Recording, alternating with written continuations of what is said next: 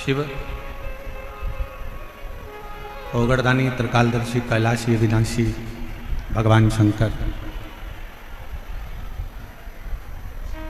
जिनका केवल उच्चारण मात्र, शिव नाम मात्र ही, उच्चारण मात्र ही हमारे जीवन को सार्थकता दे देता है।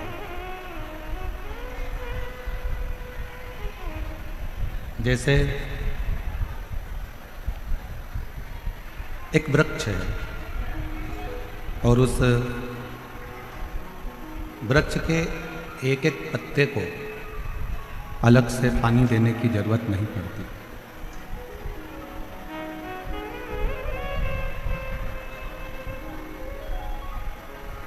वृक्ष की अलग अलग लताओं को पानी देने की जरूरत नहीं पड़ती। किसी वृक्ष में अगर पानी देना है तो उसकी जड़ में पानी दे दो, पत्तों में भी लताओं में भी पानी पहुंच जाता है।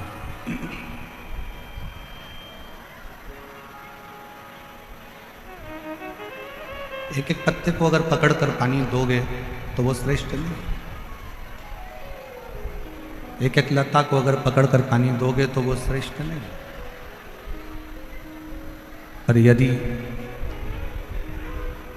जड़ के अंदर पानी डालोगे तो वो लता में भी पहुंचेगा, पत्तों में भी पहुंचेगा।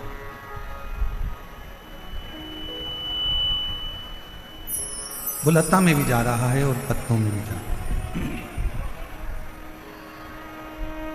जो महापुराण की कथा कहती है कि 33 कोटि देवताओं को अलग अलग जल चढ़ाने की जरूरत नहीं पड़ती।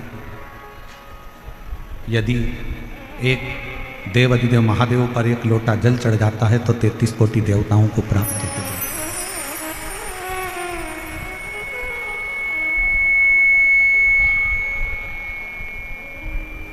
बाहर का रिटर्न आ रहा है बहुत तेज, बाहर का रिटर्न अंदर आ रहा है, थोड़ा कम करो।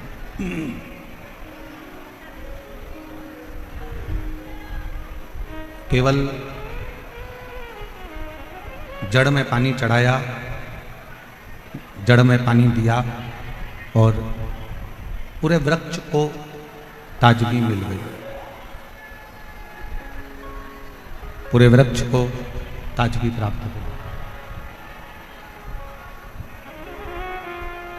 बस एक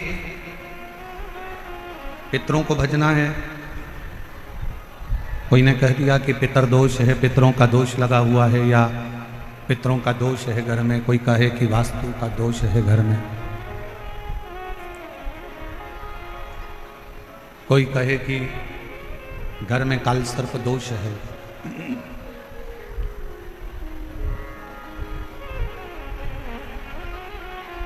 कोई कहे पितरों का दोष है, कोई कहे काल सर्प दोष है, कोई कहे वास्तु का दोष है। ये सारे दोष अगर घर में लगे हुए हैं और यदि आप भगवान शंकर को एक लोटा जल समर्पित कर रहे हैं तो दुनिया का कोई दोष आपको कभी भी नहीं लग सकता। वो सारे दोष अपने आप समाप्त हो जाते हैं शिव को एक लोटा जल चढ़ाने से,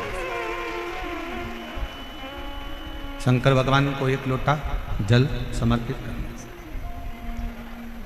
और वो जल एक विश्वास का होना चाहिए।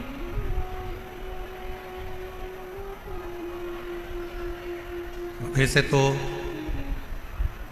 जयपुर जैसा विश्वास शायद ही दुनिया में कहीं देखने को मिलेगा, जो इतनी तपती हुई धूप और समिति द्वारा निश्चित किए हुए इतने सारे डूम पंडाल, और साथ में आज भी लगभग 50,000 भक्तों के बैठने के लिए 2 डूम की व्यवस्था और समिति ने करी है।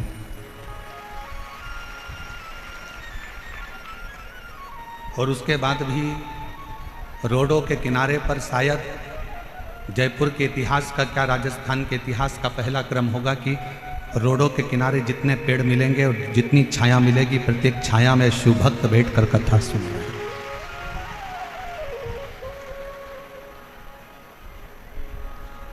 और मेरा विश्वास करता है कि जयपुर के जितने यूट्यूबर होंगे, जयपुर की जितनी सोशल मीडिया होगी, जितने पत्रकार बंधु इस जयपुर के होंगे, जिनकी कलम केवल कलम नहीं रहती, जिनकी कलम कमाल करती है, वो भी इस कलम के माध्यम से जयपुर का ये इतिहास रचते हुए दिखाएंगे कि ये जयपुर का इतिहास है। वो भी दिखाएंगे कि इतनी इतनी दूर से लोग पैदल चलते चलते चलते चलते, अवस्था का ध्यान नहीं है, केवल बाबा का नाम लेकर बोल बम का नारा है, बाबा ये सहारा, श्री शिवाय नमस्ते, बोलते बोलते बोलते बोलते लोग शंकर की कथा में आ रहे हैं, शिव कथा में पहुंच रहे हैं। और मैं यहाँ के कलेक्टर महोदय, यहाँ के एसडीएम, यहाँ के एसपी, यहाँ के एसएसपी, यहाँ के आईजी, यहाँ के डीआईजी, यहाँ के तहसीलदार, यहाँ का पीडब्ल्यूडी विभाग, यहाँ का विद्युत विभाग, यहाँ का नगर निगम, यहाँ का विधायक महोदय, सांसद महोदय, सबको धन्यवाद देता हूँ कि आप लोगों ने जी और जान से ये व्यवस्था को संभाला।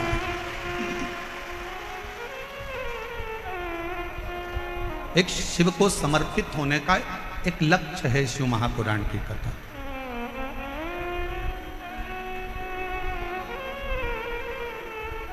शिव मंदिर में अगर आप लोग जा रहे हैं एक लोटा जल चढ़ाने के लिए, कोई पितृदोष है, कोई काल सर्प दोष है, कोई वास्तु दोष है, कोई दूसरा दोष लग गया, कोई दूसरा दोष लग गया, कोई कहता है कि बेटी को मंगल लग गया, कोई कहे बेटे को बुध लग गया, कोई कहे शनि लग गया, कोई कहे गुरु लग गया, कोई कहे ये लग गया, तो उसको कह देना कि हमको तो केवल एक लगा है और वो हमारा शंकर लगा है, और वो लगा है तो फिर कोई दोष नहीं लगता।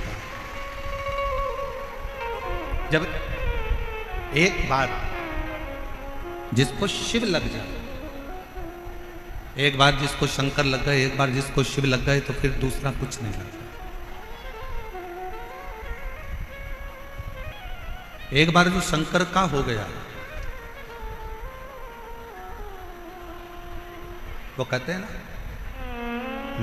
मैंने सबका होकर देख लिया, बस तेरा होना बाकी है, मैं सब दर जाकर देख लिया, एक तेरे दर आना बाकी है, मैं सबका होकर देख लिया, बस तेरा होना बाकी है, मैं सब दर जाकर देख लिया, बस तेरे दर आना बाकी है। मैंने संपूर्ण सब जगह,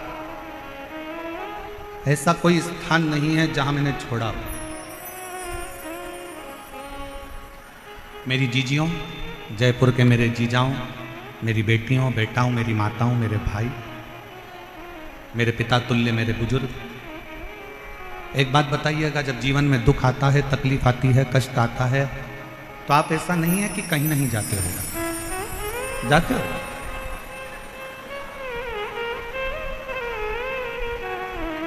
जब दुख तकलीफ आता है, कष्ट आता है, तो हमें 50 जगह जाना पड़ता है।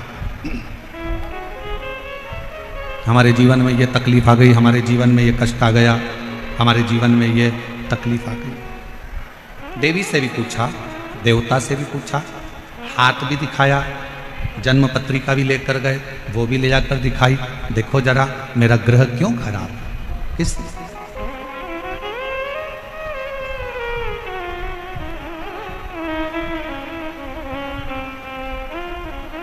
ये मेरा ग्रह क्यों खराब, इसलिए जरा मेरा हाथ देखकर बताओ कि मेरी किस्मत में इतना दुख क्यों लिखा। जरा मेरा ललाट पढ़कर बताओ कि मेरे जीवन में इतना कष्ट क्यों लिखा। ईसर गोरा गणागोर शिव महापुराण की कथा जयपुर में चल रही है। जो तुम्हारे मन का संशय है वही संशय चंचुला देवी के मन में भी था।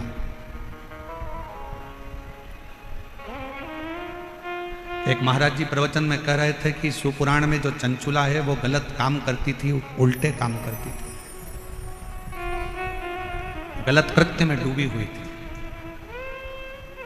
गलत कर्म में डूबी हुई थी। पर हमारा निवेदन है एक बार शिव महापुराण कथा के महत्तम को जरूर पढ़ना।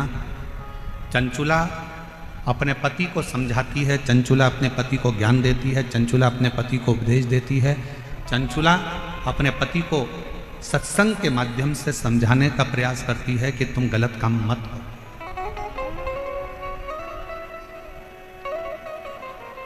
और किसी ने कहा कि चंचुला देवी गलत करते करती ना। जिसने शिवपुराण को पढ़ा ही नहीं है वो शिवपुराण को केवल ऊपर से लेकर शिवपुराण के पात्रों को गलत बताने का प्रयास किया करता है।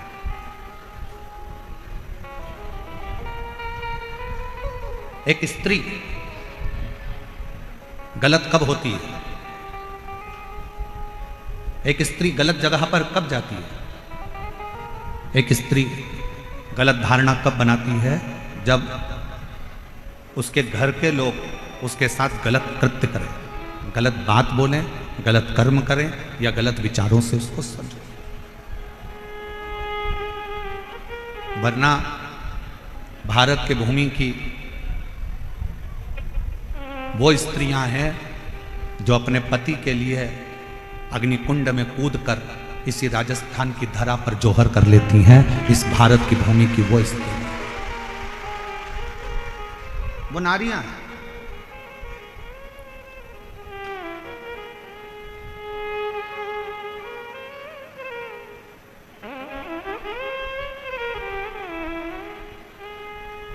कोई कहे कि हमारा भाग्य देखकर बता दो, कोई कहे हमारा हाथ देखकर बता दो, कोई कहे हमारी पत्रिका देखकर बता दो। हम आपसे पूछें, मेरे जयपुर की माताएं, मेरी जीजियां, मेरी बेटियां, मेरे जीजा हों, मेरे भाई, मेरे पिता तुल्य बुजुर्ग उत्तर देंगे। एक ही दिन, एक ही तिथि, एक ही वार, एक ही समय, एक ही घड़ी, एक ही पल, क्या उस दिन, उस घड़ी, उस पल में, उस समय में क्या केवल एक ही बच्चा पैदा होता है? जम के बोलो जरा। बुधवार के दिन मान लो 17 तारीख को बुधवार है, और अपन मानो कि 17 को बुधवार है और 17 को ये तिथि है, 17 को ये नक्षत्र है, 17 को ये पल है, 17 को ये घड़ी है। क्या उस दिन केवल एक ही बच्चे का जन्म होगा? भारत में और कोई, विश्व में, पूरी पृथ्वी पर कोई बच्चा उस दिन जन्म नहीं लेगा।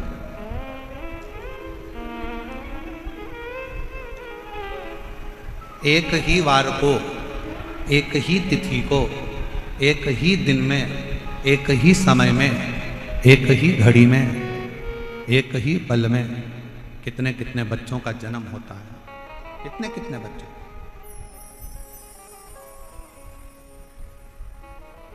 और कितने सारे बच्चों का जन्म हुआ और वह बच्चों का भाग्य अलग अलग होता है। सोमवार को हो सकता है कि तुम्हारे बेटे ने जन्म लिया, 5 तारीख को हो सकता है, 5 तारीख को सोमवार के दिन ही जितनी बजे तुम्हारे बच्चे ने जन्म लिया उतनी ही बजे कोई दूसरे हॉस्पिटल में किसी दूसरे बच्चे ने जन्म ले लिया।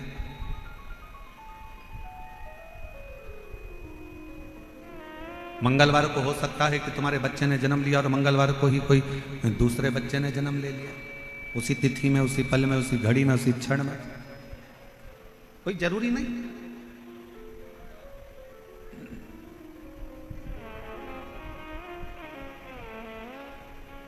एक ही दिन में अच्छा खासा चल रहा था, उसको बेकार कर दिया पूरा।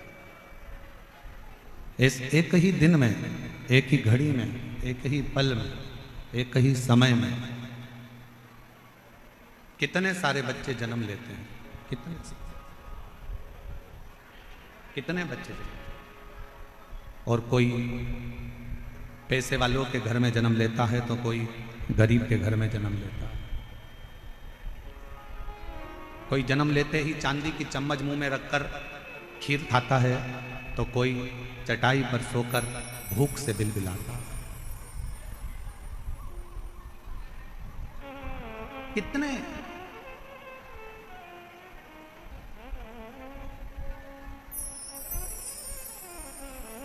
कोई जन्म लेते ही गाड़ियों में घूम रहा होता है और कोई रेंग कर चल रहा होता है।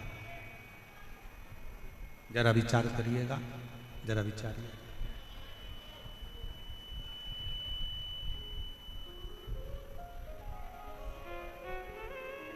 अब बोलो,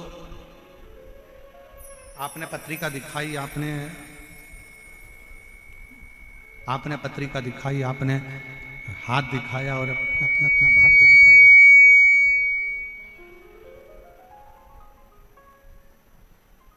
आपने पत्रिका दिखाई, अपने अपना हाथ दिखाया, आपने अपना भाग्य दिखाया और पूछा कि मेरे जीवन में दुख क्यों है, क्यों तकलीफ क्यों है, कष्ट क्यों है, परेशानियां क्यों है, किस लिए है? उसका एक उत्तर है आपका पूर्व का किया गया कर्म। इसलिए फिर कहेंगे आप लोगों से कि मत बुरे कर्म कर बंदे वरना पछताएगा, भगवान की आंखों से तू बच नहीं पाएगा, तू बच नहीं पाएगा। अरे ओ अज्ञानी मत कर नादानी, अरे ओ अज्ञानी मत कर नादानी। तेरे कर्म का फल भी तू ही पाएगा, जैसा किया तूने तेरे आगे आएगा। मत बुरे कर्म कर बंदे वरना पछताएगा, भगवान की आंखों से तू बच नहीं पाएगा, तू बच नहीं पाएगा। अरे ओ अज्ञानी मत कर नादानी। एक ही समय में, एक ही घड़ी में, एक ही पल में, एक ही नक्षत्र में, एक ही दिन में ना जाने कितने कितने बच्चों का जन्म होता है, ना जाने कितने कितने बच्चे पैदा होते हैं। सबका अपना अपना भाग्य होता है, सबकी अपनी अपनी किस्मत होती है।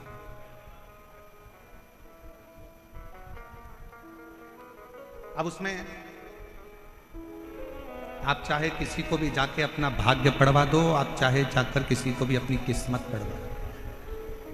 जो पूर्व में किया है उसको भोगना ही है। जो पूर्व में करा गया है, बाहर की आवाज अंदर आ रही है पर अंदर की आवाज अंदर नहीं आ रही। पूर्व में जो कर्म किया है उस कर्म को तो भोग। इसलिए फिर निवेदन करूं, श्रेष्ठ कर्म करते हुए आगे बढ़िए। श्रेष्ठ कर्म बढ़ते श्रेष्ठ कर्म।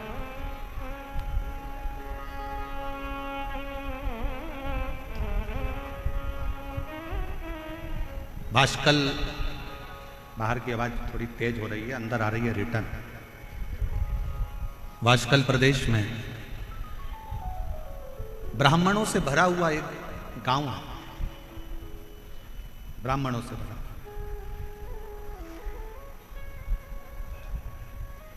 और उसी गांव में एक बिंदुक नामक का ब्राह्मण रहता है और जिसकी धर्म पत्नी है चंचुला।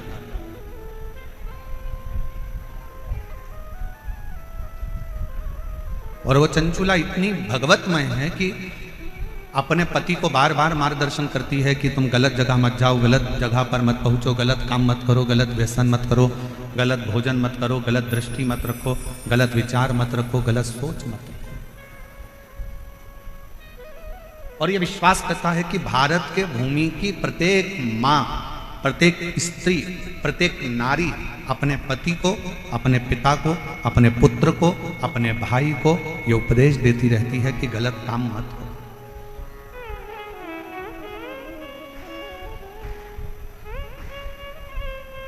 पर आज के जमाने में दो चीजें गलत बहुत ज्यादा हो रही है। एक, भोजन गलत होने लगा और दूसरा पहनावा गलत होने लगा।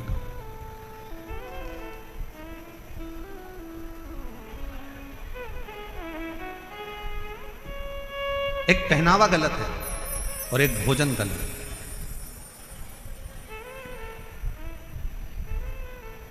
एक बात आपसे पूछें, उत्तर दीजिएगा जरा। तुलसी का पौधा तुम्हारे घर में है? जम के बोलो जरा, आवाज नहीं आ रही, और जम के बोलो। हैगा सबके घर में तुलसी का पौधा? तुलसी के पौधे की मिट्टी को हटा दिया जाए और जड़ जड़ दिखने लगे तो पौधा जीवित रहेगा कि मर जाएगा? मर। जिस पौधे की जड़ दिखने लगती है वो पौधा एक ना एक दिन समाप्त हो जाता है। इसलिए पौधे की जड़ को मिट्टी से दबाकर रखा जाता है, मिट्टी से दबा।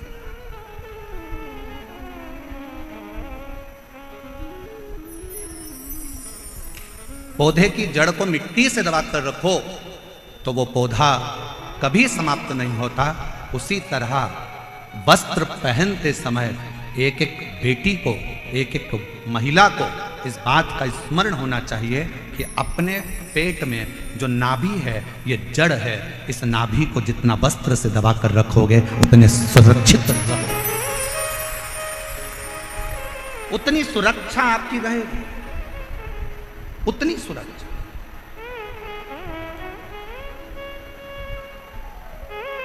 आज के जमाने में सुरक्षा क्यों गड़बड़ा रही? और फिर निवेदन करेंगे, कोई प्रशासन में, कोई सरकार में इतना दम नहीं है कि वो क्राइम को रोक दे। दुनिया की कोई प्रशासन, कोई सरकार क्राइम को नहीं रोक सकती, क्राइम को सरकार नहीं रोक सकती, पर इतना जरूर है कि क्राइम को आपके घर के संस्कार रोक सकते हैं, आपके घर के संस्कार को संभाल सकते हैं। आज जितने क्राइम हो रहे हैं, पहले बचपन होता था, जवानी होती थी, अधेड़ी होती थी, बुढ़ापा होता था। जरा बोलिएगा मेरी जयपुर की जीजी और मेरे जयपुर के जीजा और मेरी बेटियों और बेटाओं, मेरी माताओं, मेरे भाई, पहले 4 अवस्था होती थी, बचपन, जवानी, अधेड़ी और बुढ़ापा। 4 अवस्था होती थी। आज के जमाने में केवल 2 अवस्था रह गई। आज के जमाने में केवल 2 अवस्था रह गई है। एक रह गया बचपन, जो दूसरे नंबर पर रह गया बुढ़ापा। जवानी और अधेड़ी ये दोनों तो बचपन में मोबाइल चला चला कर, आज का व्यक्ति जो जवानी में कार्य करता था वो मोबाइल चला चला कर बचपन में कर रहा है, तो ना जवानी बची ना अधेड़ी। पहले 4 अवस्था होती थी, बचपन भी होता था, जवानी भी होती थी, अधेड़ी भी होती थी और बुढ़ापा भी होता था। आज के ज़माने में जैसे जैसे कलिकाल बढ़ता चले जा रहा है, फैशन बढ़ता चले जा रहा है, व्यसन बढ़ते चले जा रहा है, गलत भोजन बढ़ता चले जा रहा है, वैसे वैसे घर से 2 चीज़ें अवस्था की चली गई, ना तो जवानी बची ना अधेड़ी बची। क्योंकि बचपन में ही बच्चे सोशल मीडिया पर मोबाइल का प्रयोग कर कर कर छोटे छोटे बच्चे, आज के ज़माने में वो छोटे बच्चे जवानी के जो क्रम थे, अधेड़ी के जो क्रम थे, वो छोटे छोटे बच्चे उस जवानी और अधेड़ी के क्रम का स्मरण कर रहे हैं। अब कहाँ गया वो जवानी, कहाँ गई वो अधेड़ी? सीधे बुढ़ापा। इसलिए निवेदन है, अपने घर के बच्चों को श्रेष्ठ संस्कार देने का प्रयास करो।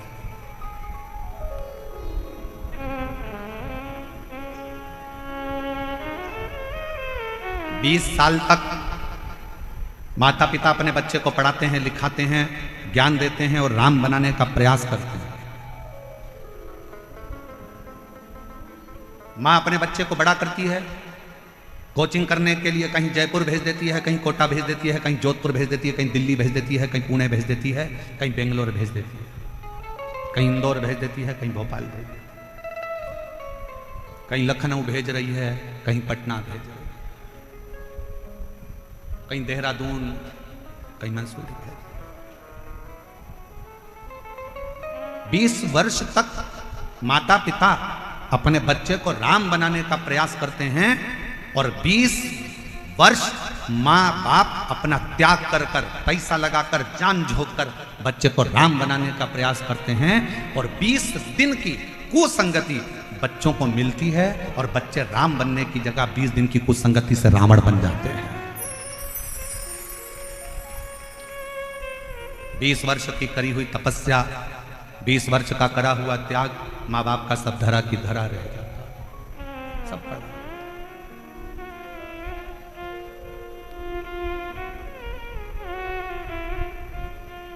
सब पड़ा है। माता पिता सोच रहे हैं मेरा बेटा राम बनेगा, मेरा बेटा राम बनेगा, और गलत संगति से बेटा रावण बन गया। बिंदु उस ब्राह्मण घर में जन्म लिया जिस ब्राह्मण के घर में कर्मकांड होना था, पूजन होना था, पाठ होना था, अनुष्ठान होना था, भजन होना था, कीर्तन होना था। परशु महापुराण की कथा कहती है वाशकल ग्राम में समुद्र के तट पर एक गांव बसा हुआ है वाशकल, जिस गांव में ब्राह्मण ही ब्राह्मण रहते हैं पर सब अपने अपने कर्म से वंचित हैं। उसी में एक बिंदुक नाम का ब्राह्मण है। उस बिंदुक नाम के ब्राह्मण की धर्म पत्नी का नाम चंचुला देवी है। चंचुला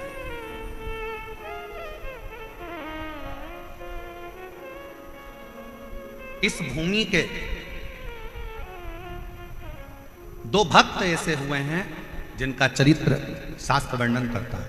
पहले नंबर पर नरसिंह मेहता, भारत की भूमि के वो संत हुए जो जीते जी शरीर को लेकर गौलोक धाम में जाकर भगवान कृष्ण और राधा जी का दर्शन कर लेते हैं। और वो दर्शन कोई दूसरा नहीं कराता, वो दर्शन कोई दूसरा नहीं करा रहा, वो दर्शन करा रहे हैं स्वयं देव अधिदेव महादेव, स्वयं शंकर, स्वयं शिव। और दूसरे नंबर पर है चंचुला देवी, भारत की भूमि की वो स्त्री जिसका पति मर चुका था और प्रेत योनि में पड़ चुका था। मर गया, अंतिम संस्कार हो गया, प्रेत योनि में पड़ गया।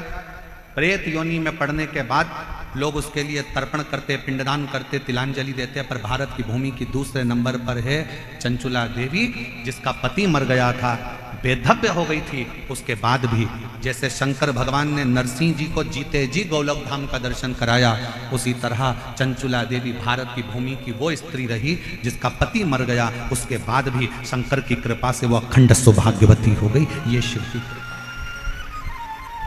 ये शंकर की कृपा। और हम तो बाबा के भरोसे चलते हैं, हम तो बाबा के भरोसे चलते हैं। ये दुनिया वाले जलते हैं, ये दुनिया वाले जलते हैं।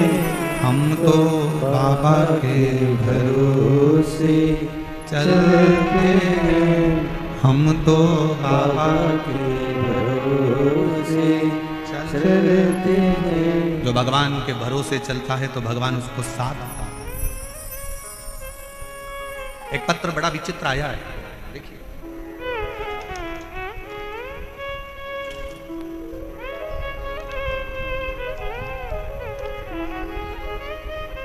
पहले तो गुरुदेव जयपुर में जो विद्याधर नगर स्टेडियम समिति जो कथा करा रही है, मैं उनको धन्यवाद देती हूं जिन्होंने हमें जयपुर में कथा सुनने का मौका दिया। दूसरा, जयपुर राजस्थान से, मैं राजस्थान जयपुर की ही रहने वाली पूजा कुमारी हूं। मैं बिहार मुंगेर जिले की रहने वाली हूं, परंतु मैं स्थायी रूप से जयपुर में रहती हूं। सालों हो गए यहां रहते रहते। पत्र लिख रही हूं गुरुदेव, टीवी पर जब कथा सुनती थी तो देखती थी कि पत्र पढ़ते हैं आप और सबका काम होता है। बाबा से प्रार्थना करती थी कि बाबा बड़ी गजब की कथा शिव पुराण होती है जिसमें दुनिया के लोग अपना पत्र लिखकर भेजते हैं और वो सीहोर वाला बाबा पत्र पढ़ता है। गुरुदेव, हम 3 बहनें हैं, हम तीनों बहनों की शादी हो गई है, हम तीनों बहनों के घर बच्चे हो गए हैं, हम तीनों बहनें बड़े आराम से रहती हैं।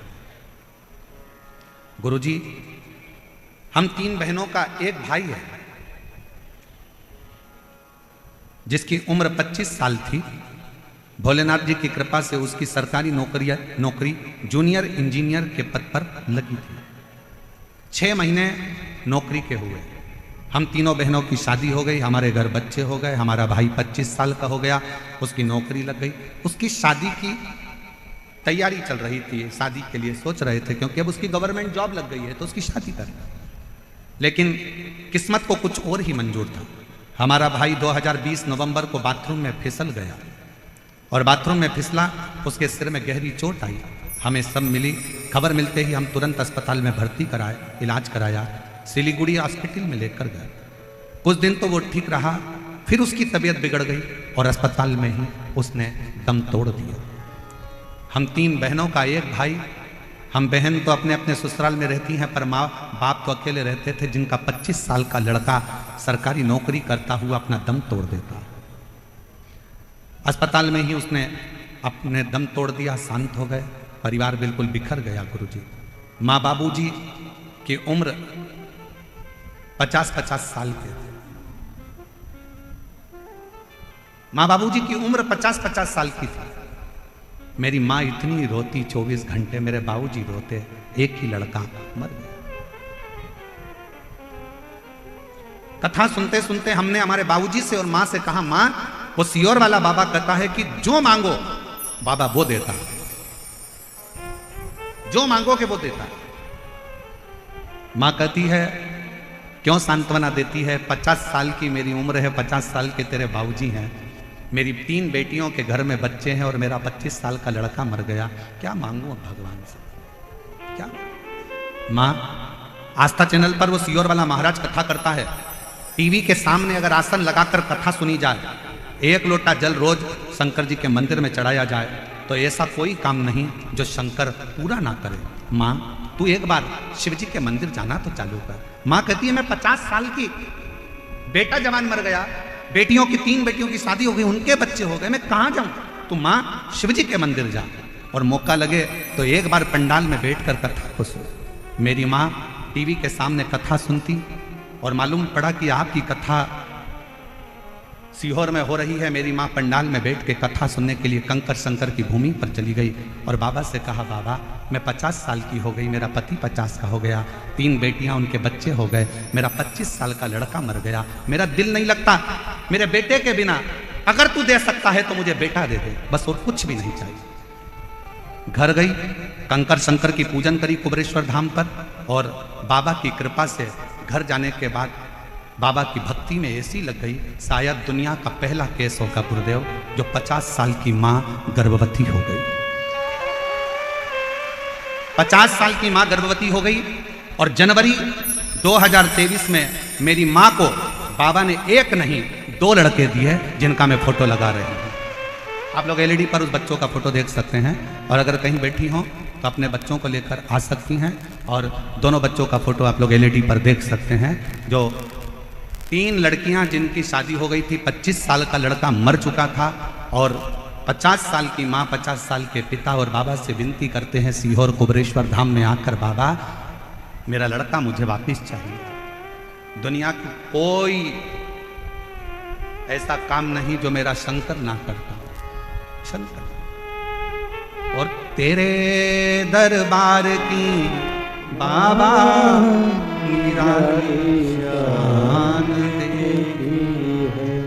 फिर निवेदन करूं मेरी जीजियों, दुनिया की दृष्टि में जयपुर में केवल शिव पुराण की कथा हो रही है, ये दुनिया के लोग कहेंगे, पूरे जयपुर वाले कहेंगे कि जयपुर में शिव पुराण की कथा हो रही है, पर शिव पुराण की ये कथा नहीं है। ये हमारा वो शंभू शंकर, मेरा कुबरेश्वर बाबा आपसे मिलने के लिए, आपके दुखड़ों को हरने के लिए, आपके दिल की बात सुनने के लिए, दिल की पंडाल में बैठकर आप जो दिल से मांगते हो, पंडाल में बैठकर कथा सुनते सुनते आप बाबा से अपनी लगन लगाकर उससे अपने दिल की बात कहते हो ना, उसका सुख ही दूसरा।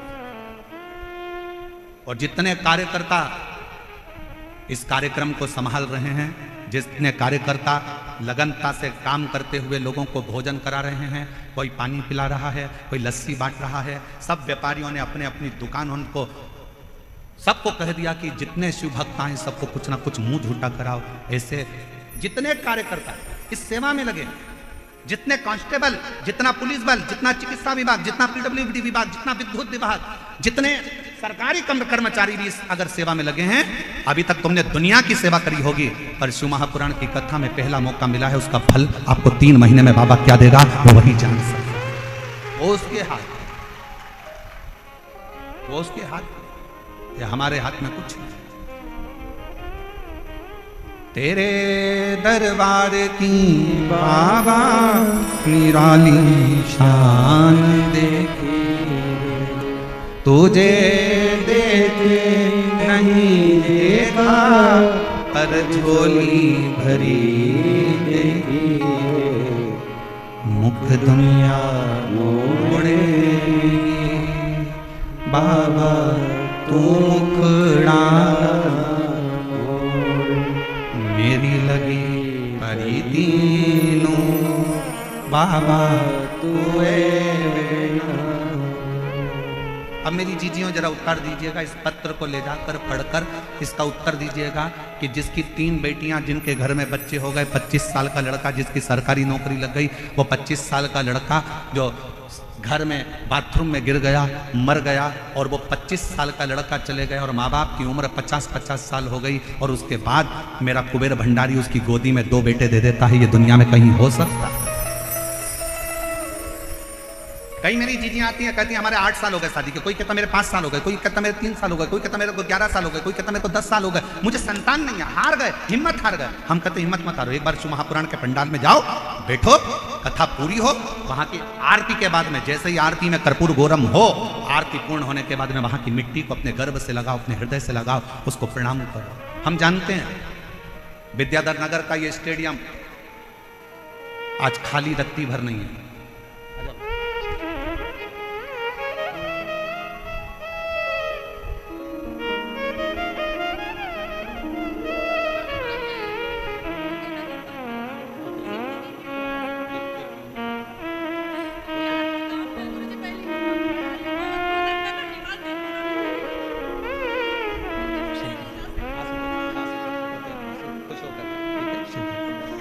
इन्हीं के 25 साल का भाई मर गया था, और यही दीदी ने अपने मम्मी पापा से कहा था कि पापा मम्मी एक बार पंडाल में बैठकर कथा तो सुनो, बाबा देगा। कह रही हैं मेरे 2 भाई मेरे बाबा ने दे दिए मुझे, एक की जगह 2। शिव तत्व शंकर, आप कितने विश्वास से यहां पहुंच रहे हो, आप कितने विश्वास से कथा सुन रहे हो, ये आपके ऊपर निर्भर करता है। कई माताएं तो ऐसी हैं जो पंडाल के अंदर तक नहीं पहुंच पाई, कई माताएं ऐसी हैं, कई भाई ऐसे हैं जो रोड पर बैठे हुए हैं, पेड़ों की छांव में, रोड के किनारे जहां उनको छांव मिल गई। कई ऐसे हैं जो अपना छाता लेकर, पानी की बोतल लेकर बैठे हुए। विश्वास,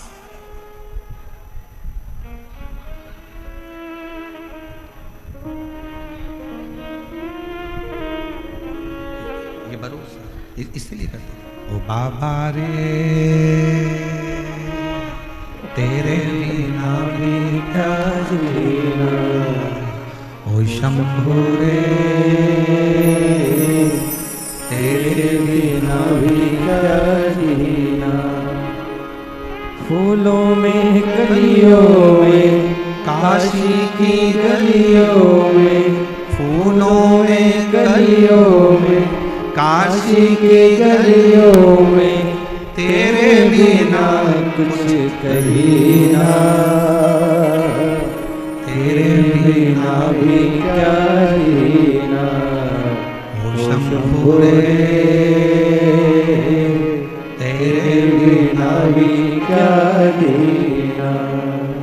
बाबा रे तेरे बिना क्या जीना। फूलों में कलियों में काशी की गलियों में, फूलों में कलियों में काशी की गलियों में, तेरे बिना कुछ नहीं ना, तेरे बिना भी क्या जीना। ओ शंभू रे तेरे बिना भी क्या जीना। ओ बाबा रे तेरे बिना भी क्या जीना। एक दिन, एक तिथि, एक पल, एक घड़ी, एक नक्षत्र, एक समय में ढेरों बच्चे जन्म लेते हैं। सबका अपना अपना भाग्य होता है, सबका अपना अपना किस्मत होता है, सबका अपना अपना भाग्य चलता है, सबका अपना। जिस समय में आपके बच्चे ने जन्म लिया उसी समय में ना जाने कितने बच्चों ने जन्म लिया। बस अपना कर्म आपको श्रेष्ठ बनाए, आपकी मेहनत आपको श्रेष्ठ बनाए, अपना कर्म।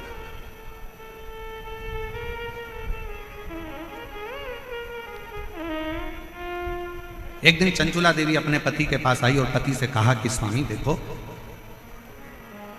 आप ब्राह्मण कुल में जन्मे हो, ब्राह्मण कुल में तुम्हारा जन्म हुआ है, ब्राह्मण कुल में तुम रहते हो, क्यों ये दुनिया वालों के चक्कर में पड़ते हो? अच्छा कर्म करो, थोड़ा वेद पढ़ो, थोड़ा शास्त्र पढ़ो, थोड़ा अध्ययन करो, थोड़ा स्मरण करो, थोड़ा सत्संग करो, थोड़ा कीर्तन करो, थोड़ा मंत्र जाप करो। पति बिंदुक मानने को तैयार नहीं था। चंचुला देवी बड़ी सुंदर थी, बड़ी सुंदर, उसके चेहरे पर चंद्र सी चमक, बहुत सुंदर। चंचुला देवी सुंदर तो बहुत थी, फिर भी पति बिंदुक अपनी पत्नी पर जितना आसक्त नहीं हुआ उतना पति एक वेश्या पर आसक्त हुआ। बिंदुक एक पर स्त्री पर आसक्त हो गया।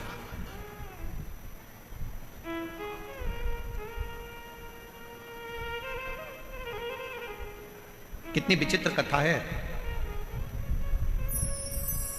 एक संत के आश्रम के पास में, आश्रम के सामने एक वेश्या ने अपना वेश्यालय खोल लिया।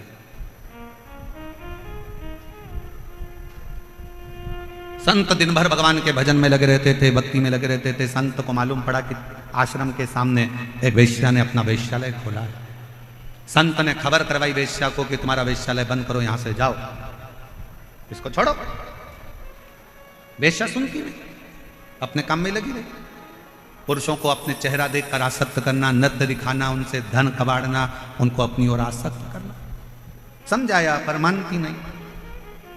अब संत दिन भर भगवान के भजन में लगे रहते थे, पर जब से वेश्यालय खुला, वेश्या को जब से मना करा, तब से वेश्या के घर पर तो पुरुष जाने लगे और संत अपने दरवाजे पर बैठकर राम राम जपते, नाम नाम जपते और जपते जपते देखते कि एक गया तो एक पत्थर उठाकर अपने पास में रख लेते, दो गया एक पत्थर फिर रख लिया, फिर रख लिया। दिन भर पत्थरों को संत अपने पास रखते जाते, रखते जाते, रखते जाते। 1.5 महीने में, 2 महीने में पत्थरों का ढेर संत के दरवाजे पर लग गया। संत के दरवाजे पर जब पत्थरों का ढेर लगा, वेश्या एक दिन निकल कर जा रही थी। संत के पास पहुंचकर वेश्या ने प्रणाम किया। बाबा, मैं जब आई थी तब आपके दरवाजे पर इतने सारे पत्थर नहीं थे, आज इतने सारे पत्थरों का ढेर क्यों लगा? संत ने कहा, यह पत्थर नहीं है, तेरे वेश्यालय में जितने पुरुष जाते थे उनको देखकर मैं एक पत्थर रख देता था। वेश्या हाथ जोड़कर कहती है, बाबा गुरुदेव, मैं रोज वेश्यालय में जब पहली बार वेश्यालय से बाहर निकलती हूँ, दरवाजा खोलती हूँ, तो सबसे पहले आपको प्रणाम करती हूँ, राम नाम, कृष्ण नाम, शिव नाम को प्रणाम करती हूँ। उसके बाद अपना वेश्यालय का कार्य प्रारंभ करती हूँ। पर वारे संत, गजब कर दिया तूने, राम नाम छोड़कर माला के मन के गिनना थे और तूने मेरे वेश्यालय में आने वाले पुरुषों को गिनना चालू कर दिया। गिनना तो तुझे राम नाम था, गिनना तो तुझे कृष्ण नाम था, गिनना तो तुझे भगवान का भजन था, और तू मेरे वेश्यालय में कितने पुरुष आ रहे हैं, कितने लोग आ रहे हैं, तूने उनको गिनना प्रारंभ कर दिया। ये कहाँ की श्रेष्ठता है। समय आया, वेश्या ने अपने प्राण त्याग दिए। जब वेश्या के प्राण छूटे, देवता, गंधर्व, अप्सराएं वेश्या को सोने के सिंहासन पर लेकर गई और संत ने प्राण त्यागे तो उनको नरक में यमदूत घसीटते हुए लेकर जा रहे थे। घसीटते हुए। आप आए कहां हो, आप बैठे कहां हो, आप पहुंचे कहां हो। कई लोग शंकर जी के मंदिर में जाते हैं, शंकर जी के मंदिर में लोटा भरकर जल चढ़ाने जाते हैं, पर शंकर जी के मंदिर में जाके भी खोट देखते हैं। इतनी भीड़ हो रही है, लोग एक दूसरे पे पानी डाल रहे हैं, लोग अपने सिर पे पानी डाल रहे हैं, लोग इस पे पानी डाल रहे हैं। लोगों को तो अकल नहीं है, पेड़ पौधे की पत्ती तोड़कर चढ़ा दी, किसी ने धतूरा चढ़ा दिया, किसी ने ये चढ़ा दिया। तो क्या करने आया है? शंकर जी के मंदिर में एक लोटा जल चढ़ाने आया। तो क्या करने आया है? शंकर जी को अपने दिल की बात कहने के लिए आया। जब दिल की बात कहने आया है, मंदिर में जल चढ़ाने के लिए आया है, तो तू दोष क्यों देख रहा है कि किसने पानी किस पे चढ़ा दिया, किसी ने यहाँ ढोल दिया, किसी ने वहां ढोल दिया। मंदिर इतना गंदा हो रहा था, मंदिर में जाले लटक रहे थे, तो मंदिर ऐसा था तो वहां वैसा था। पंडित जी ने 2 लड्डू ज्यादा ले लिए तो पंडित जी तो दक्षिणा देख रहे थे, पंडित जी ने ये सामान उठा लिया, पंडित जी ने वो सामान उठा लिया। तू गया कहां था? मंदिर में। तू गया किसके लिए था? शंकर जी के लिए। जब शंकर जी के लिए गया था तो घर से जब लोटा भरकर जल लेकर गया था, तुझे किसी से मतलब नहीं होना था। आग लगे बस्ती में, अपन रहो मस्ती में, और एक लोटा जल शंकर को चढ़ाकर। पर हम विचारों से बदल गए, हम अपनी सोच से बदल गए।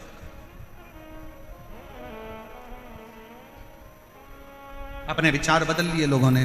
मंदिर में जाने के बाद भी लोग उसमें गलतियां देखते हैं। शिव महापुराण की कथा में जितनी मेरी जीजी आई हैं, शिव महापुराण की कथा में जितने मेरे जीजा आए हैं, हम कहते हैं कि अपने जीवन में अगर करना तो कुछ अच्छा करना। अपना अपना मोबाइल निकाल कर भी इस कथा में से जाओ तो एक फोटो, एक वीडियो अपने अपने फेसबुक, इंस्टाग्राम और अपने व्हाट्सएप पर अपने सहेली, अपने दोस्तों को भी भेजना कि ये मेरा जयपुर है जहां पर विशाल शिव महापुराण कथा हो रही है। ये मेरा जयपुर है जहां भारत की भूमि का कोने कोने से शिव भक्त, पूरे राजस्थान का शंकर का भक्त एकजुट होकर आया है। उसे गर्मी की तपन नहीं दिखती, उसे प्यास नहीं लगती, उसे शंकर की अविरल भक्ति दिखती है। शंकर के लिए दौड़ करता है, शिव का स्मरण करता है। बैठा रोडों पर, तपती हुई रोड, डामर भी इतना गर्म हो रहा है, उस रोड पर बैठकर भी लोग शंकर की भक्ति कर रहे हैं। हम अच्छा देखने का प्रारंभ करें तो हमें जगत अच्छा नजर आना चालू हो जाएगा। जगत अच्छा।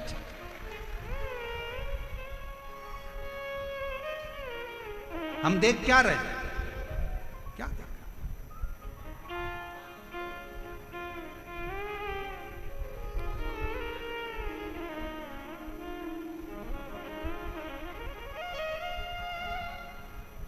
और मैंने तेरे ही भरोसे बाबा, तेरे ही भरोसे हवा बिच उड़ती जावांगी बाबा, डोर घटो छड़ी ना मैं कटी जावांगी भोले, मैं तेरी पत्नी।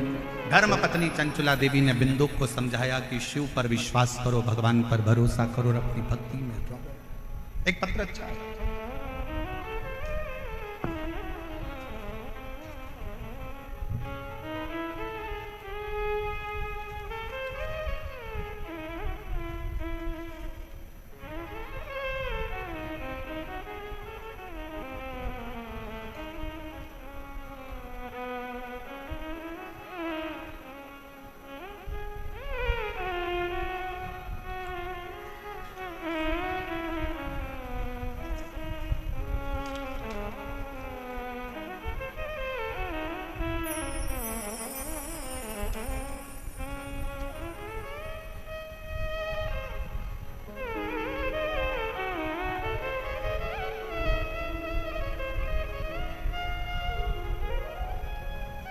बच्चे का पहला फोटो,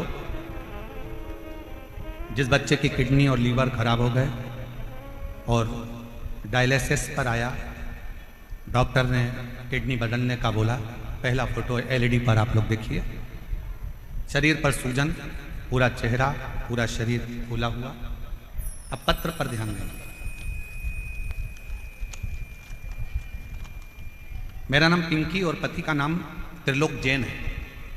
हम जैन समाज से हैं। गुरुदेव प्रताप नगर जयपुर में रहते हैं। अगर आए हों और अपने बच्चे को लाए हों तो व्यासपीठ के पास में आ सकते हैं। मेरा नाम पिंकी और पति का नाम त्रिलोक जैन है। हम जैन समाज से हैं। हम प्रताप नगर जयपुर में रहते हैं। एक लोटे जल का मैं क्या वर्णन करूं गुरुदेव, बोलने के लिए मेरे पास शब्द भी कम है। मेरा बेटा 4 वर्ष का था तब से उसको अचानक से सूजन आ गई, और मेरा बेटा 4 साल का था तब से उसका शरीर बेकार था, पूरा शरीर सूज जाता। उसको नज़दीक के अस्पताल में दिखाया, दिखाने पर पता चला कि उसके टॉयलेट से प्रोटीन निकल रहा है और उसको किडनी में प्रॉब्लम है। सब सुनने की हम घबरा गए। अचानक से बच्चे को क्या हो गया, जांच कराने पर पता चला कि उसका किडनी से संबंध और नमक रूपी एक बीमारी है, जो नेफ्रोटिक नामक एक बीमारी थी, वो हो गई। हम लोग रोने लगे। बच्चे की किडनी खराब होना और डॉक्टर के अनुसार इसको बदलने की बात कहना बड़ा दुख होता है। घबराए, डॉक्टरों से दूसरों से कंसल्ट किया, सब ने एक ही बात कही। एक दिन उदास मन होकर बाहर बैठे हुए थे कि मेरे पति अचानक से हमारे पड़ोसी मनीष सोनी के घर गए। हमारे पास मनोज सोनी आए, और मनीष सोनी हमारे पड़ोसी हैं, जिन्होंने बताया कि आस्था चैनल पर वो प्रदीप मिश्रा शिव पुराण की कथा करता है, उसको एक बार अपने बच्चे को सुनवाना प्रारंभ करो। अगर जा सकते हो तो सीहोर जाकर रुद्राक्ष लेकर आ जाओ और बच्चे से कंकर शंकर की पूजन करवा लो, कुबेरेश्वर धाम पर भेजो। मनीष के शब्द सुनकर हम लोग एड्रेस लेकर बाबा का भरोसा कर कर सीहोर चले गए, और सीहोर जाकर बच्चे से कंकर शंकर की पूजन कराई। कंकर शंकर की पूजन कराकर रुद्राक्ष लेकर आ गए। फिर बच्चे की जांच कराई तो डॉक्टर ने कहा इसकी किडनी बदलना ही पड़ेगी, इसका शरीर ठीक नहीं। जानकर बीमारी का पूरा 1 साल तो निकल ही चुका था, करते क्या। अपने बच्चे के लिए टीवी के सामने आसन लगाया, शिव महापुराण की कथा सुनाई, शंकर के मंदिर बच्चे को भेजना चालू करा। शिव जी के मंदिर से जल मंगवाते, बच्चे को पिला देते, पूरे शरीर पर लगा देते। गुरुदेव, महाशिवरात्रि की 25 फरवरी 2025 को हमने रात्रि के 9:15 वाला जो आपका उपाय है, जो आप कहते हो कि उसको करने के बाद ऐसा कोई रोग नहीं जो समाप्त नहीं होता, हमने, डॉक्टर ने तो कह दिया था कि इस बच्चे की किडनी का बदलना है, पर हमने 27 फरवरी को डॉक्टर ने तारीख दी है, और 25 फरवरी को हमने 9:15 वाला उपाय करा और बाबा से प्रार्थना करी, और रुद्राक्ष का जल रात्रि को 9:15 वाला ही चढ़ाकर बच्चे को पिला दिया। और दूसरी बार हम बच्चे को लेकर 26 फरवरी को डॉक्टर को दिखाए तो डॉक्टर ने सारी रिपोर्ट नॉर्मल बता दी और कह दिया अब बच्चे की किडनी चलना प्रारंभ हो गई। मैं बच्चे का दूसरा फोटो लगा रही हूँ, जिसमें मेरा बच्चा पूर्ण तरह से स्वस्थ हो गया, जिसका मैं दूसरा फोटो लगा रही हूँ। आप बच्चे का दूसरा फोटो देख सकते हो। अगर कहीं बैठी हो, पिंकी और पति का नाम त्रिलोक जैन, हम लोग जैन समाज से हैं, प्रताप नगर जयपुर राजस्थान के निवासी हैं। अगर कहीं बैठे हो तो आ सकते हो। एक पत्र और बड़ा सुंदर है, देखिए।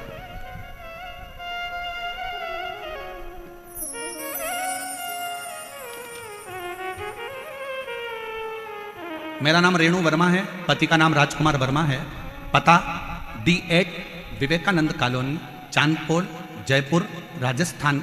मोबाइल नंबर मेरा ये है, कहीं बैठी हो तो आ सकती हैं। मेरा नाम रेणु वर्मा, पति का नाम राजकुमार वर्मा, पता D8 Vivekanand colony, Chandpol, Jaipur, Rajasthan. Mobile number मेरा है। मैं एक लोटे जल का वर्णन करना चाहती हूँ गुरुदेव। मेरी शादी को 10 साल हो गए थे।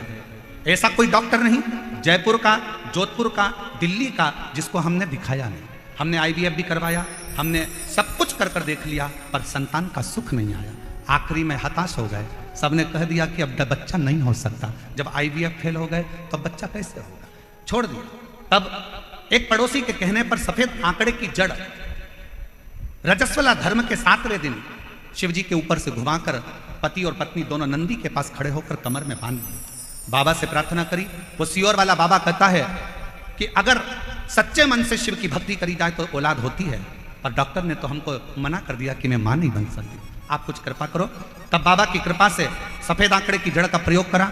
शंकर जी के मंदिर में जाकर झाड़ू पोछा कर देती, मंदिर में झाड़ू लगा देती, पोछा लगा देती, मंदिर की सेवा करती, और 3 महीना भी नहीं हुआ और मेरा गर्भ ठहर गया। गर्भ ठहरा, बाबा की कृपा से मेरे घर में शिव की कृपा से संतान की प्राप्ति 10 साल के बाद मेरे बाबा ने मुझे औलाद दी, जिसका मैं फोटो लगा रही। और अगर कहीं बैठी हो तो बच्चे को लेके आ सकती। बच्चे का फोटो आप लोग देख सकते हैं LED पर। 10 साल के बाद मेरे बाबा ने मेरी सुनी और झोली भरी। शिव तत्व किसको कहते हैं? एक भरोसा, एक विश्वास। दुनिया की दृष्टि में ये शिव महापुराण की कथा हो सकती है, पर जिसने दिल से झोली पसार कर, भले आप ग्राउंड के अंदर हो चाहे ग्राउंड के बाहर हो, आप चाहे किसी पेड़ के नीचे बैठे हो चाहे आप रोड पर बैठे हो, आप दिल से अगर उसे भज रहे हो तो शिव पुराण कभी तुम्हें खाली नहीं भेजेगी, वो भंडार भर कर जरूर।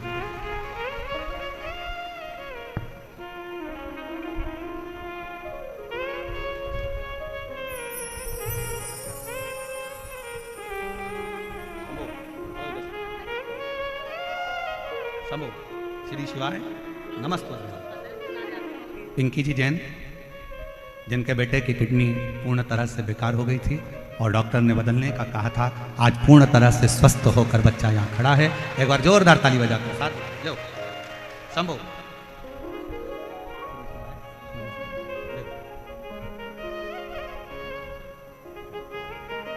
प्रणाम करो, प्रणाम करो। हम तो बाबा के भरोसे चलते हैं, हम तो बाबा के भरोसे चलते हैं। ये दुनिया वाले चलते हैं, ये दुनिया वाले जलते हैं।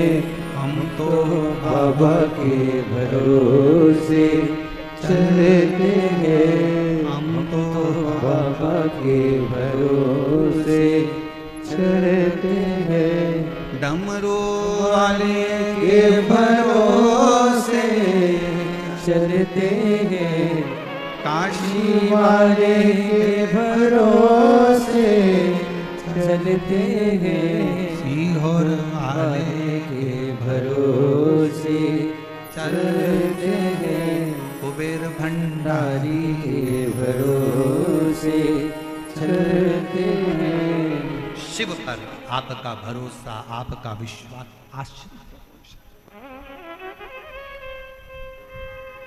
आश्रित।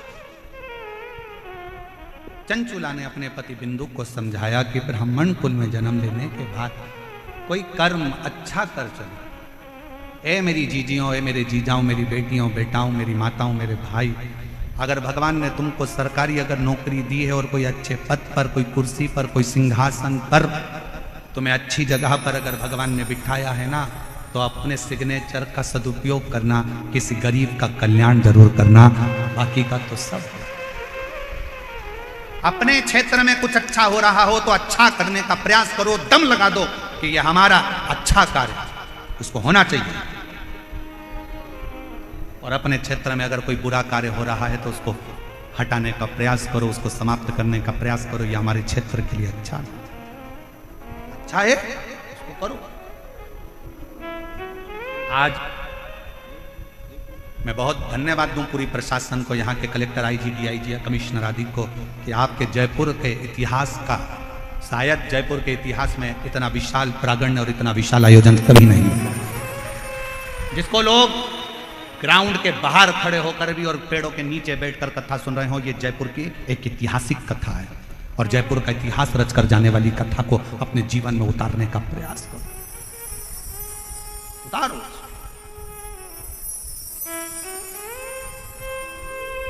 चंचुला देवी ने समझाया बिंदु को, बिंदु मानने को तैयार नहीं है। पत्नी बड़ी सुंदर है, धर्म पत्नी अच्छी है, फिर भी गलत जगह पर उसकी दृष्टि है, गलत जगह पर उसकी दृष्टि है। पर स्त्री, पर धन व्यक्ति को बर्बाद कर देता है, बर्बाद। अगर पराई स्त्री की ओर आप आसक्त हो रहे हो तो समझ लेना कि आपने अपनी जिंदगी की सबसे बड़ी गलती कर दी। पत्नी सुंदर है, सुशील है, तुम्हारे प्रति समर्पित है, पत्नी को छोड़कर आप दूसरी स्त्री की ओर जा रहे हो ना, तो वो जो तुम्हारी पत्नी तुम्हारे चरण पड़ रही है ना, जो पत्नी तुम्हारे को प्रणाम कर रही है, करवा चौथ पे चलनी में मुंह देख रही है, तुम्हारी आरती उतार रही है, जिस पर स्त्री की ओर तुम जा रहे हो वो तुम्हारा चलनी में मुंह नहीं देखेगी, वो तुम्हारी जेब देखेगी, वो तुम्हारी जेब देखेगी। कितना माल है, मेरा बैलेंस डलवा दो, मेरे बच्चों की फीस जमा करो, मेरे घर में एसी लगवा दो, मेरे घर में कूलर लगवा दो, मेरे घर में ये लगवा दो।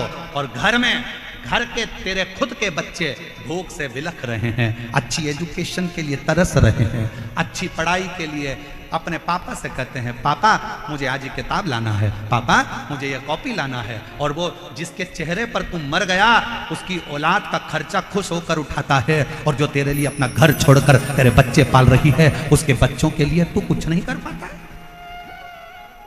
क्या कर रहे, क्या साध है? पर स्त्री और पर धन व्यक्ति को बर्बाद कर देता है। पराई स्त्री को और आपकी आसक्ति नहीं होना चाहिए, पराये धन की और आपकी आसक्ति नहीं होना चाहिए। पराया धन एक ना एक दिन तुम्हें बर्बाद कर कर रख देगा। कोई ने दे दिया तुमको पराया धन, प्राप्त हुआ। पर स्त्री और पराया धन ये व्यक्ति को बर्बाद करने वाला, दोनों बर्बाद, दोनों। और अपने हृदय चित्त को, अपने स्मरण को, अपनी भक्ति को, अपनी श्रद्धा को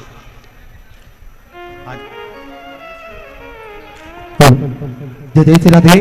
बड़े ही हर्ष का विषय है, आज हमारे बीच में राजस्थान शासन के माननीय उप मुख्यमंत्री जी श्रीमती दिया कुमारी जी पधारी। एक बार जोरदार ताली बजाकर स्वागत करें।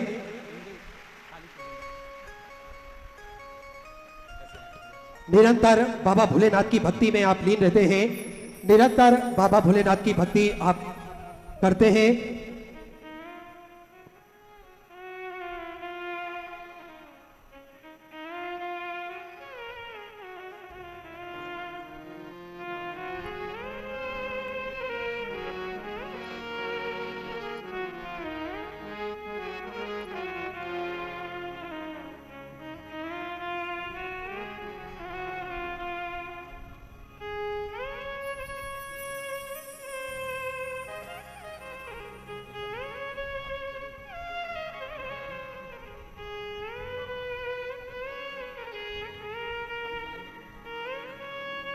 में हमारे बीच में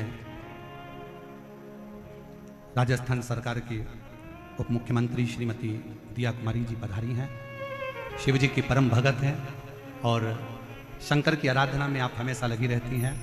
आप लोगों ने भी कई बार सोशल मीडिया पे आपकी शिव भक्ति के कई आनंदमय पल देखे होंगे। मैं माननीय उप मुख्यमंत्री राजस्थान सरकार श्रीमती दिया कुमारी जी से निवेदन करूं कि 2 शब्द इन शिव भक्तों के लिए आपके हों। माइक इधर इधर इधर इधर आशीष, इधर ही माइक इधर, एक ही बात है।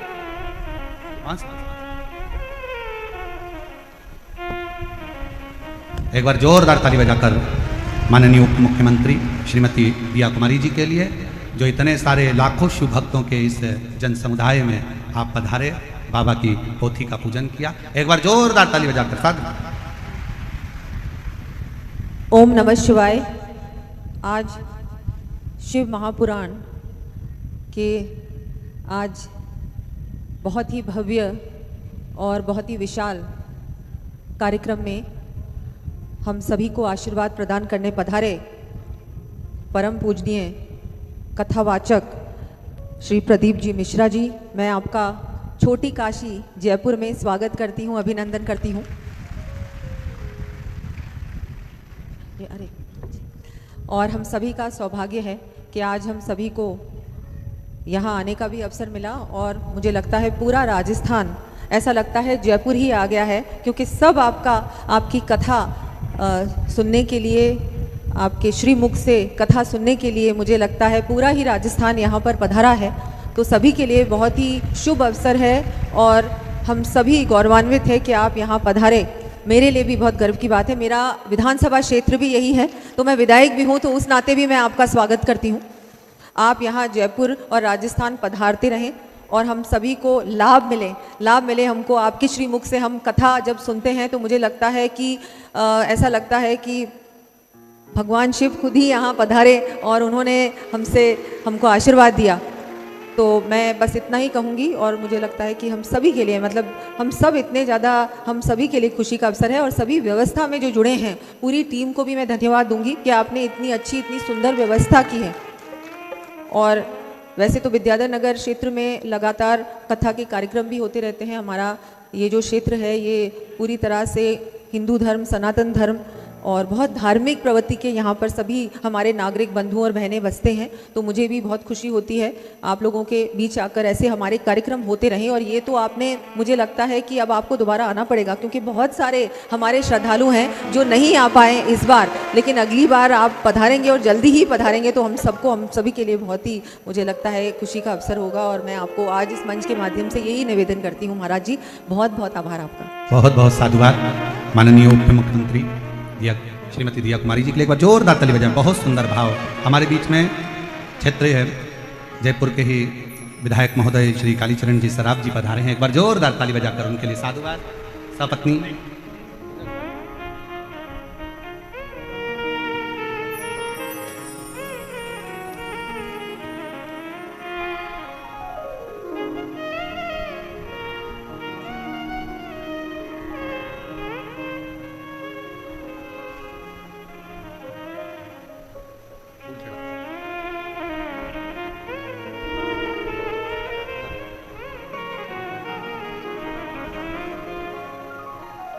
और शंभो शरण पड़ी मांगो घड़ी रे घड़ी दुख काटो दया करी।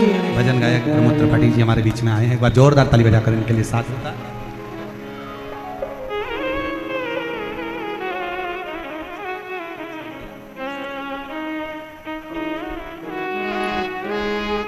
शंभो शरणे पड़ी मांगो घड़ी रे घड़ी दुख काटो दया करी दर्शन आपो।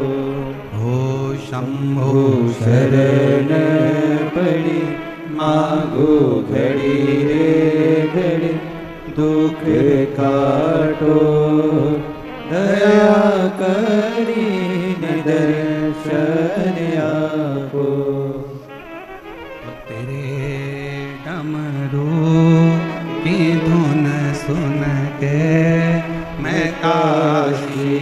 अभी माननीय उप मुख्यमंत्री जी कह रही थी कि हमारा छोटी काशी जयपुर, मुझे ये नाम मालूम नहीं था और माननीय उप मुख्यमंत्री जी ने ये बताया कि इसका नाम छोटी काशी है, तो हम तो इसके लिए भी गाएंगे। तेरे डमरू की धुन सुन के मैं काशी नगरी आई हो। तेरे डमरू की धुन सुन के मैं काशी नगरी आई हो। मैं काशी नगरी आई हो। मैं काशी नगरी आई हो। मैं काशी नगरी आई हूँ। मैं काशी नगरी आई हूँ। मैं काशी नगरी आई हूँ। मैं काशी नगरी आई हूँ। मेरे भोले ओ बम भोले मैं काशी नगरी आई हूँ। दोनों हाथों से भोले ओ बम भोले मैं काशी नगरी आई हूँ। सुना है हमने ओ भोले तेरी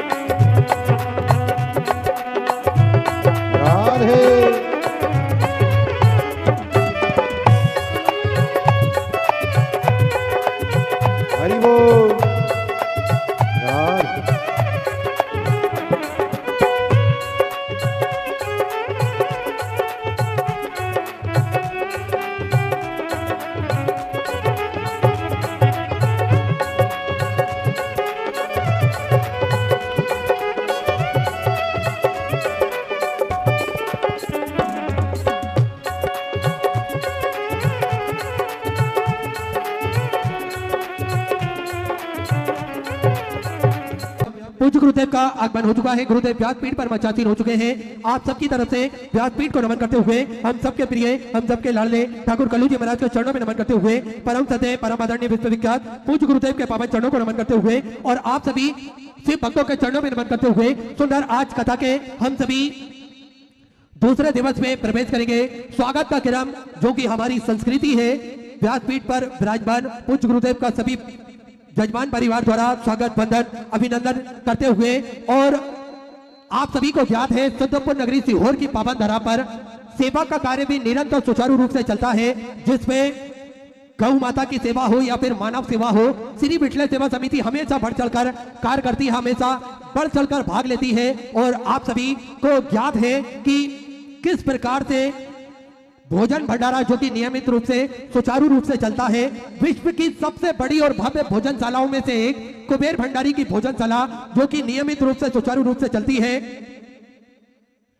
जिसमें लाखों सैकड़ों हजारों भक्त प्रतिदिन भोजन भंडारे का आनंद लेकर अपने जीवन को कृतार्थ में करते हैं, आनंद में करते हैं।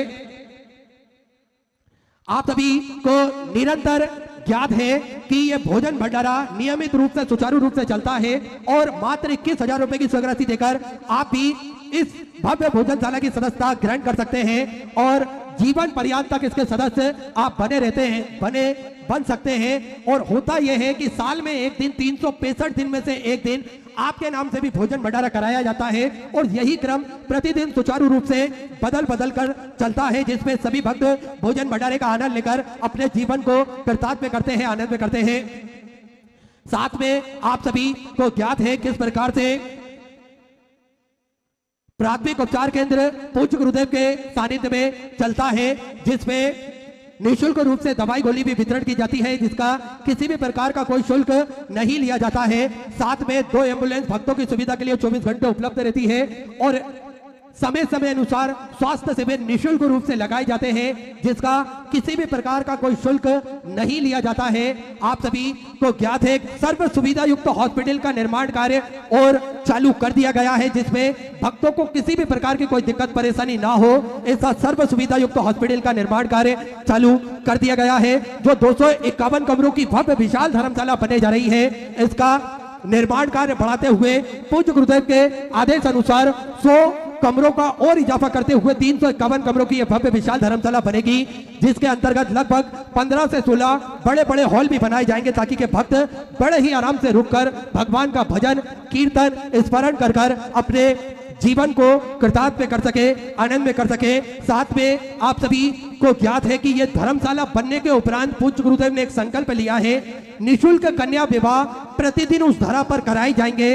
आपको कुछ नहीं करना है, कभी भी आपकी तारीख शादी की तारीख फिक्स होती है आपके मुहूर्त के हिसाब से, तो वहां पर पहुंचकर आप अपना नाम और तारीख लिखवा सकते हैं, नोट करवा सकते हैं। फिर वहां पर रुकने की और भोजन की व्यवस्था सब पूज्य गुरुदेव द्वारा वहां पर करी जाएगी। साथ में कन्यादान की दहेज की व्यवस्था भी पूज्य गुरुदेव द्वारा निःशुल्क करी जाएगी। तो ऐसे सारे सेवा के प्रकल्प पूज्य गुरुदेव के सानिध्य में चलते हैं सुचारू रूप से, जिसमें एक और संकल्प पूज्य गुरुदेव ने बड़ा ही महत्वपूर्ण लिया है। सभी सनातन धर्म के मानने वाले लोगों के गले में रुद्राक्ष हो, सभी सनातन धर्म के मानने वाले लोगों के घर के मंदिर में रुद्राक्ष हो और यह रुद्राक्ष को महत्व वो स्वतः ही जान सके, स्वतः ही समझ सके। इसलिए प्रतिदिन सुबह 10 बजे से शाम 5 बजे तक निःशुल्क रूप से रुद्राक्ष वितरण किए जाते हैं, जिसका किसी भी प्रकार का कोई शुल्क नहीं लिया जाता है। साथ में आप सभी को ज्ञात है कि रुद्राक्ष ना ही कुरियर किए जाते हैं और ना ही किसी के द्वारा किसी के हाथों से भेजे जाते हैं। रुद्राक्ष आपको स्वतः ही लेने आना पड़ेगा और लाइन में लगकर ये रुद्राक्ष बड़े ही आराम से आप प्राप्त कर अपने जीवन को कृतार्थ में कर सकते हैं, आनंद में कर सकते हैं। तो ऐसे सारे सेवा के प्रकल्प चलते हैं, आप भी इन प्रकल्पों से जोड़ सकते हैं, कंधे से कंधा मिलाकर चल सकते हैं, कदम से कदम मिलाकर चल सकते हैं और सेवा के कार्य में आप भी सहयोग प्रदान कर सकते हैं। टीवी स्क्रीन पर श्री बिटले सेवा समिति के 2 अकाउंट नंबर एक्सिस बैंक का और सेंट्रल बैंक ऑफ इंडिया का चल रहा है।